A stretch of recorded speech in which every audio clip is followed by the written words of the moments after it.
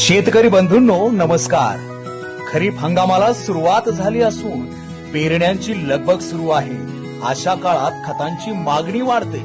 मागील 3 वर्षात राज्यात खरीप हंगामात सरासरी सुमारे 42 लाख मेट्रिक टन रासायनिक खतांचा वापर झाला असून त्यामध्ये मुख्यतः युरिया, डीएपी, एमओपी, संयुक्त खते आणि एसएसपी यांचा समावेश होता। पण यंदा डीएपी खताचा पुरवठा मर्यादित आहे। त्यामुळे केवळ डीएपी वर अवलंबून न राहता पर्यायी खतांचा योग्य वापर करणं आवश्यक आहे। त्यामुळे यंदाच्या हंगामातही उपलब्ध पर्यायांचा विचार करून त्यांचा वापर करणे गरजेचे आहे। आपल्याला माहिती आहे डीएपी खतामध्ये 18% नत्र आणि 46% स्फुरद असतो। हे खरं तर अनेक पिकांसाठी उपयुक्त खत आहे, पण जेव्हा त्याचा पुरवठा कमी होतो तेव्हा आपण काय करायचं? उत्तर सोपं आहे। डीएपी ला चांगले पर्याय उपलब्ध आहे। सर्वात आधी एसएसपी सिंगल सुपर फॉस्फेट, यामध्ये स्फुरद 16%, सोबतच सल्फर आणि सूक्ष्म अन्नद्रव्य असतात। तेलबिया विशेषतः सोयाबीन साठी तर एसएसपी अत्यंत फायदेशीर आहे। 1 गोणी डीएपी ऐवजी अर्धी गोणी युरिया आणि 3 गोण्या एसएसपी वापरल्यास ते उत्तम पर्याय ठरतो।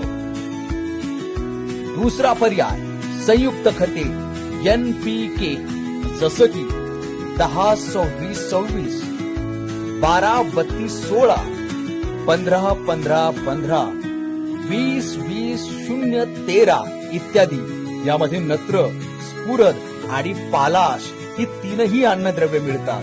या खतांचा वापर केल्यास पिकांना संपूर्ण पोषण मिळतं।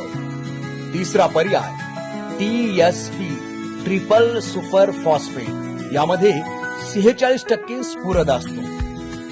1 गोणी डीएपी ऐवजी अर्धी गोणी युरिया आणि 1 गोणी टीएसपी वापरली तर ते देखील डीएपी खतास उत्तम पर्याय आहे। म्हणून शेतकरी मित्रांनो, फक्त डीएपी खतावर अवलंबून न राहता पर्यायी खताचा वापर करा। मृद आरोग्य पत्रिका आधारित खत वापरा, खतांचा संतुलित वापर करा आणि शेतीला भरभराटीची दिशा द्या।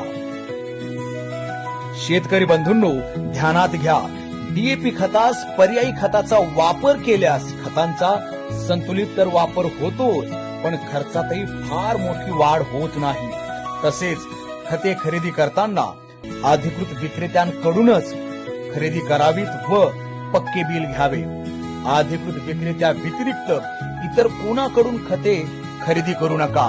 भेसळयुक्त अप्रामाणिक खते आढळून आल्यास कृषी विभागाकडे तात्काळ तक्रार नोंदवा। धन्यवाद।